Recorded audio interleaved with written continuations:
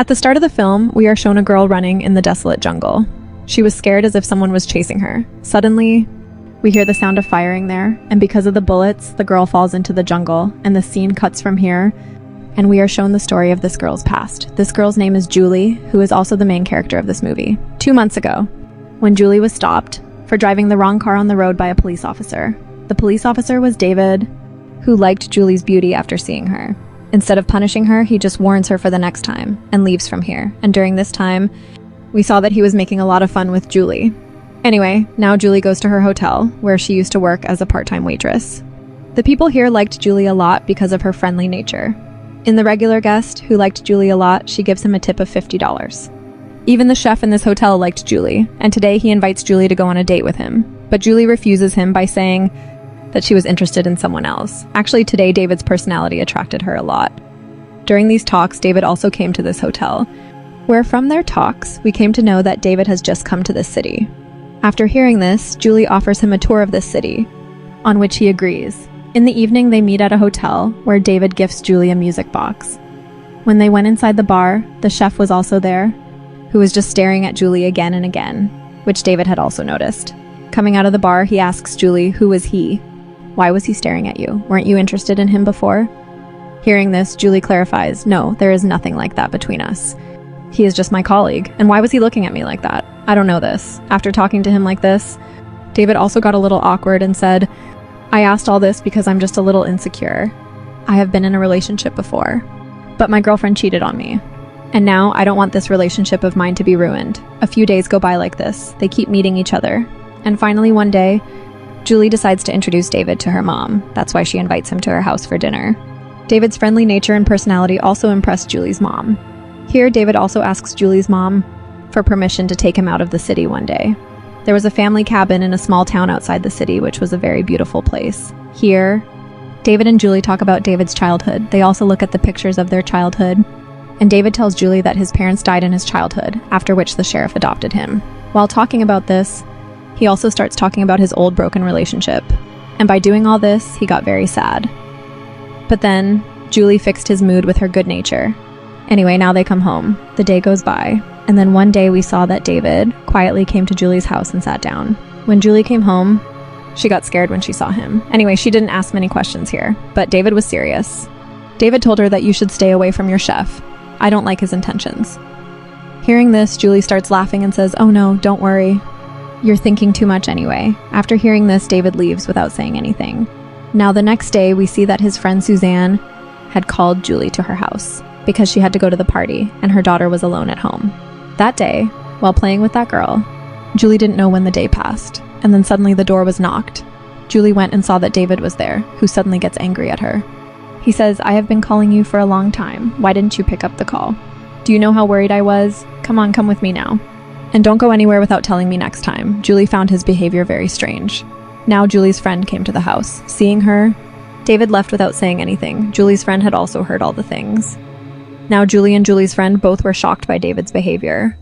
The next day, they were discussing on the phone whether Julie's decision to come into this relationship was wrong. That's when Julie receives roses from David at her house, and she changes her mind. At this time, Julie hears a strange sound from her room. She went to the room and saw that David's music box was in the middle of her bed, and there was also a letter in her hand. When Julie opened the letter, it was written that David is in the backyard. Hearing this, she got scared and went to the backyard, where David was really present. Now Julie was worried about why David always came without telling her.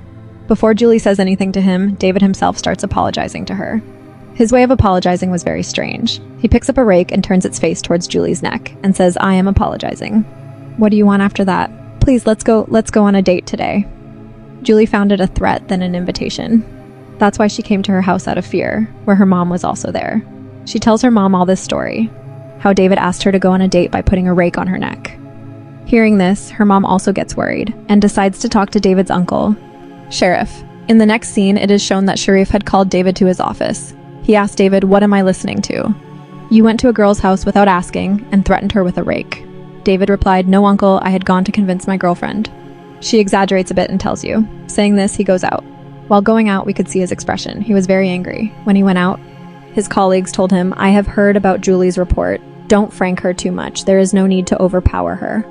It was clear with her words that she also likes David and wants to live with him. After a while, Julie had to go to school to pick up her friend's daughter. As soon as she reached school, she was a little late, and after going there, she did not find her friend's daughter anywhere. Seeing this, she got scared and started shouting the name of that girl loudly. Then that girl came in front of her with David. Julie immediately took the child's hand from his hand. Here, David was angry. He told her, "You have made a very baseless report to the police."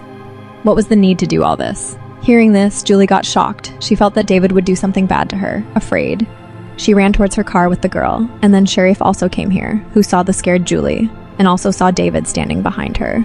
He thought that David must have threatened her, or must have said something bad. That's why he threatens David now. "You don't need to come to Julie. You leave her. All this is not good."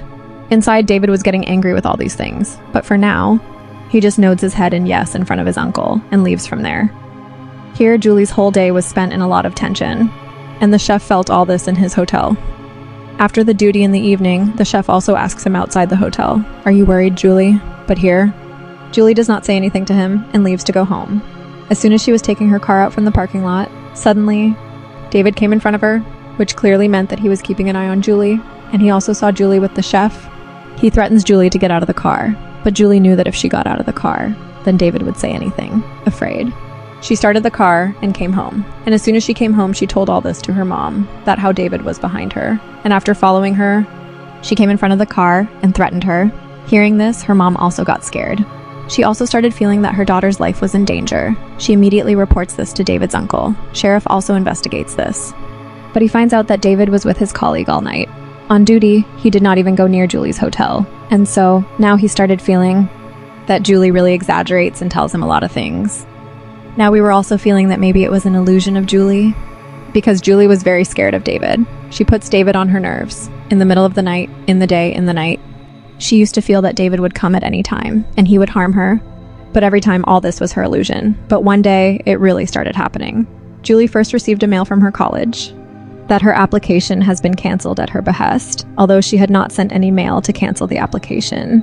It was her dream to study in that college. She tries to submit the application again, but finds out that she can't get the canceled application submitted again. Now she came out of this problem, that she started getting a lot of mails in her name.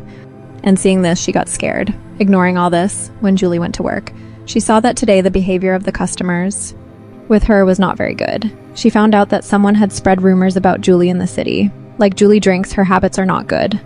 Although all these things were false. Meanwhile, David's colleagues also come to Julie's hotel. Who told Julie that you did not do well with David? He comes to me every night and keeps crying for you. Hearing this, Julie felt very bad. That bad was happening to her, but still.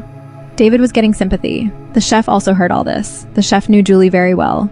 He takes her out of the hotel and says, "I think someone is after you. There is a gun in my car, you always keep it with you." Then he hugged Julie, and as soon as he hugged her, Julie started crying. She also told all her fears to the chef. Julie did not want David to do anything bad to her. She did not want to live with David anymore. After saying this, she decided that she would find out the truth about David. Through her friend, she found out the address of David's ex-girlfriend's house, and she goes to meet her. As soon as the girl heard David's name, she got scared. She was not even ready to open the door, which made Julie understand that this girl was not wrong. David was wrong. The way David showed Julie a bad picture of this girl. Now Julie was going to her house. Suddenly, someone started following her. When Julie found out about it, that's when the truck hit her car, first from the front, and then went to the side and hit her in such a way that Julie's car went into the jungle and had an accident with a tree. Later, it was found out that it was not anyone else, but David, who was going to cause Julie's accident, who comes and takes Julie out of her car and starts threatening her. He brought a bottle of liquor with him, with which he put liquor in the whole car, so that everyone would think that Julie drinks liquor, and she had an accident because she was drunk. Here, David had also told Julie that he was very angry, because she had gone to meet David's ex-girlfriend.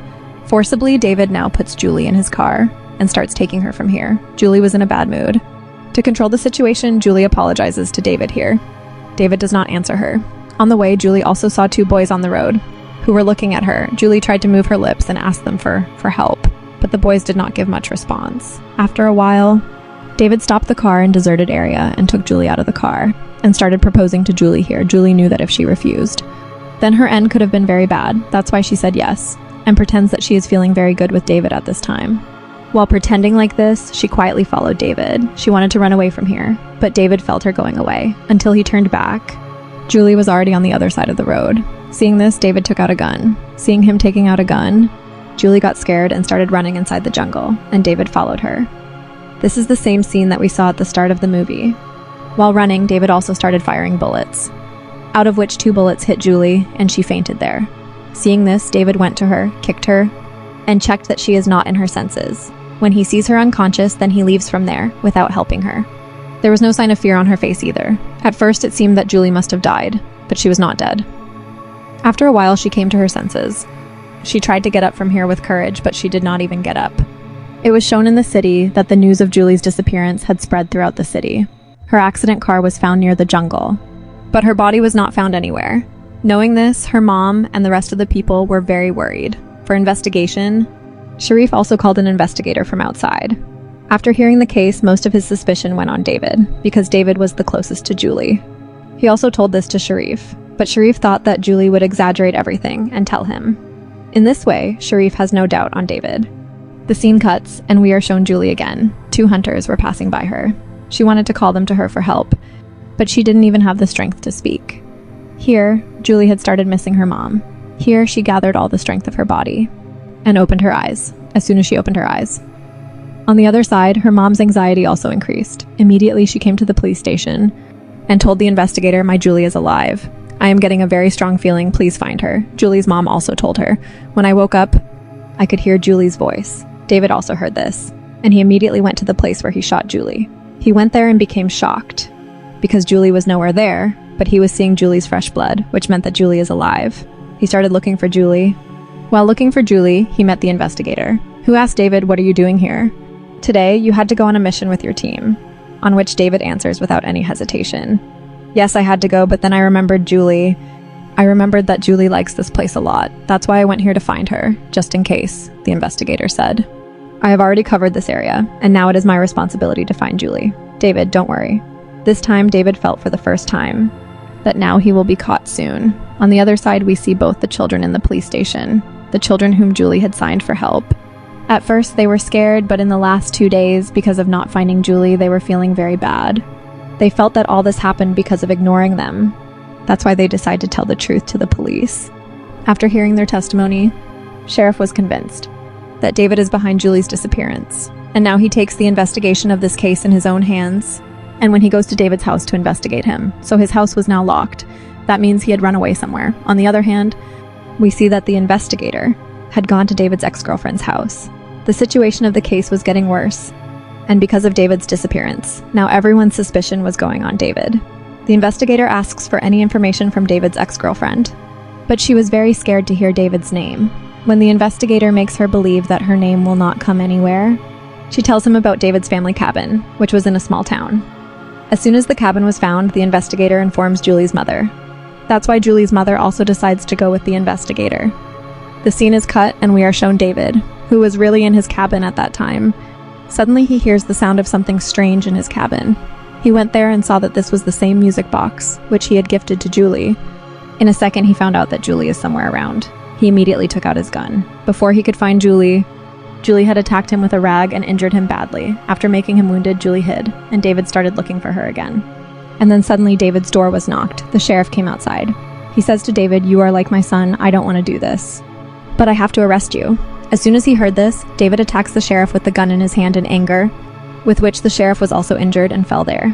In anger, David came inside to find Julie and kill her. Once again, Julie came from behind very cleverly and stabbed a knife into his neck, with which he did not die. In anger, Julie picks up the hunting gun lying there. And here David says to her, "Whatever I did, I am not ashamed of it at all. I will keep doing this with you." These words made Julie's blood boil.